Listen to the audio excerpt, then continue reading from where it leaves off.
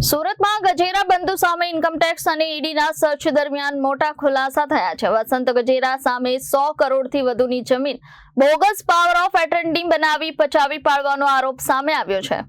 આરોપ છે કે સુરતના પાલ વિસ્તારમાં આવેલી કિંમતી જમીન વર્ષ 2016માં ખોટા દસ્તાવેજોના આધારે પડાવી લેવામાં આવી હતી। આ મામલે સુપ્રીમ કોર્ટના આદેશ બાદ 2024માં પાલ પોલીસ સ્ટેશનમાં વસંત ગજેરા સહિત 3 લોકો સામે એફઆઈઆર નોંધાઈ હતી, પરંતુ એફઆઈઆર નોંધાયા બાદ પણ છેલ્લા 2 વર્ષથી આજ દિન સુધી કોઈ ધરપકડ કરવામાં આવી નથી। ફરિયાદી પક્ષના વકીલ મેહુલ સુરતીએ સુરત પોલીસની કામગીરી પર ગંભીર આક્ષેપો કર્યા છે।